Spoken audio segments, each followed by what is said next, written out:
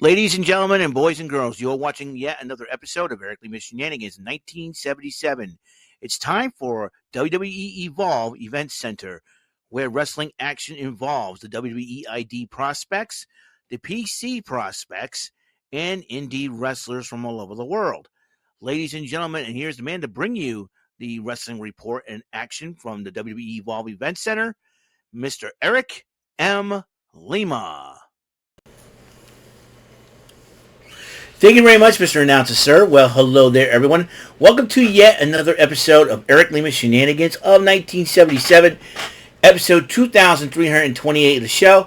How's it going, everybody? I hope everyone is having a very, very wonderful day. Hope everyone had a wonderful day. It is nighttime, folks.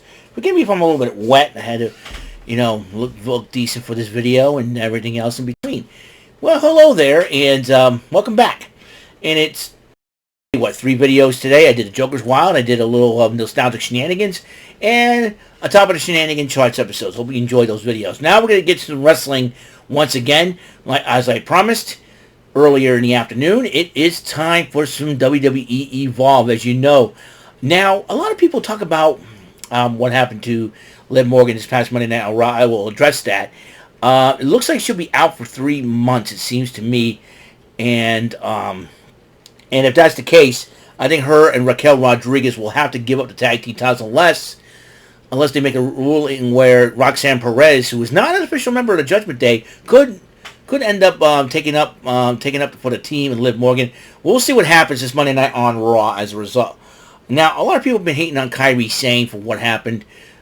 They're dummies. They're idiots. I'm sorry. And Kairi Sane is one of the most pure people that all the wrestlers have known, and she's a sweet young lady, and she addressed the situation, and I thought people would, she would explode and be angry, but she understood the situation, and she hoped for a speedy recovery for Liv Morgan.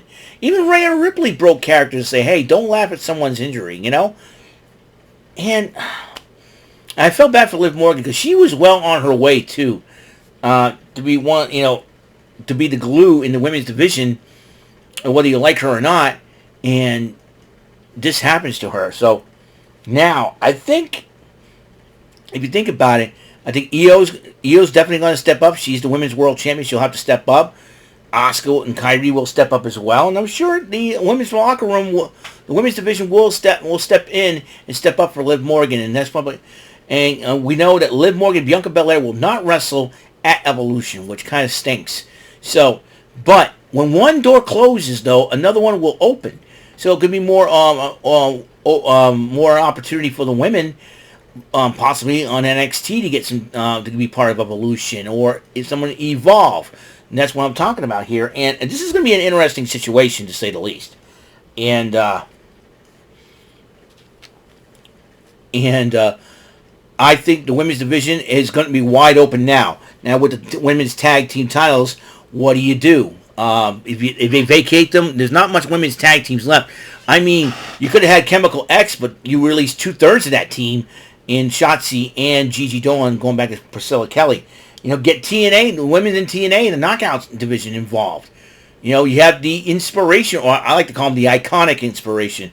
I like to see them make a comeback to WWE, and even with the working relationship with TNA, could be a great addition to Evolution. Who knows what's going to happen? And they're former WWE Women's Tag Team Champions and TNA Knockouts Tag Team Champions. I think the only two ladies that have held those titles. Held both titles, so that's something that they can work on. That's why I like calling them the Iconic Inspiration. I mean, I can't believe Harley Cameron sang their theme song, which was really, really cool. And that, and Harley Cameron was going to be a very popular star, but she got injured. But I'm sure Megan Bang better grow eyes in the back of her head, because you never know when Harley Cameron's going to return, and you know how crazy she can be. So we'll talk about AEW on the next episode, but right now we got, like I said, we're talking about the women's division. We'll start off with Evolve. Natalya, here's another young lady who is wanting to give back to the business, and She has basically gone everywhere. She went to GCW to fight Mio Yamashita, or Yamashita, and then she went to the NWA to challenge Kenzie Page for the NWA Women's World Title. And now, and a lot of people saying that her going to Evolve is a step back. No, she's not being demoted. She asked to come to Evolve to help the women's division there, to help the young ladies there, and help them out and made them step up their game. And I like this, Natalya taking on like the role of mentor, and for her first pet projects basically was Callie Armstrong at the first ever WWE Evolve Women's Champ, as they took on the team Nikita Lyons and Zeta Steele of the Vanity Project.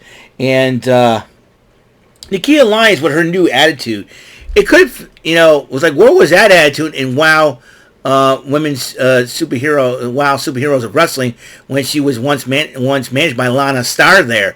That is the kind, I'm sure Lana Starr will probably watch that and appreciate that wholeheartedly. The new attitude of Nikita Lyons, formerly known as Faith the Lion, is a former WoW Women's Champion, mind you. And these two teams went at it, and Natalya and Callie Armstrong won the matchup.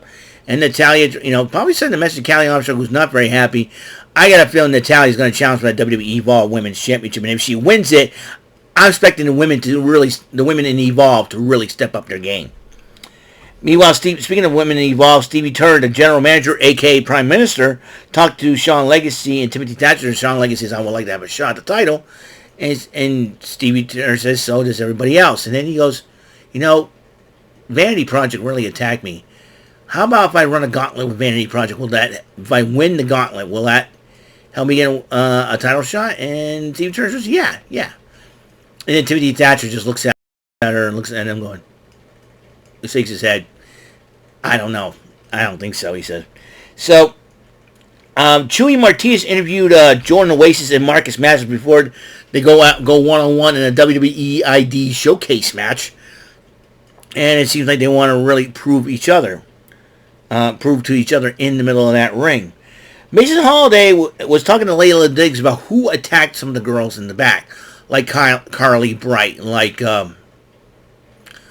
Danny Palmer, who recently has been released since then.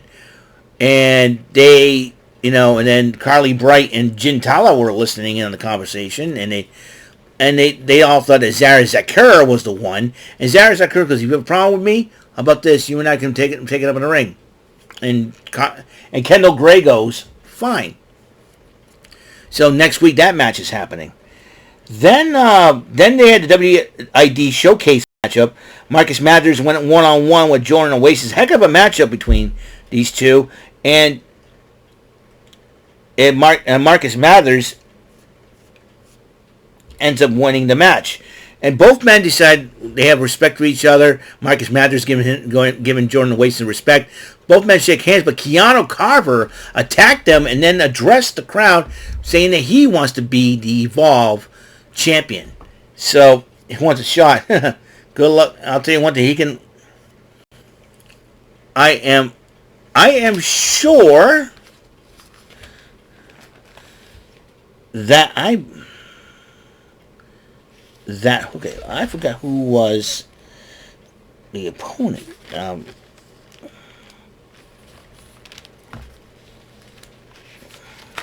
Give me a second here. I know there's someone else that wanted a shot and probably has some unfinished business with him. And I'm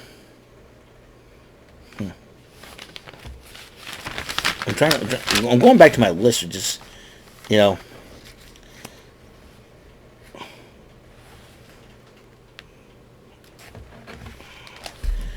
and let's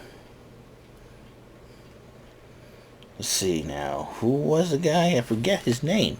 Jeez. Keanu Carver and another big guy that was fighting him. Who was it? Oh.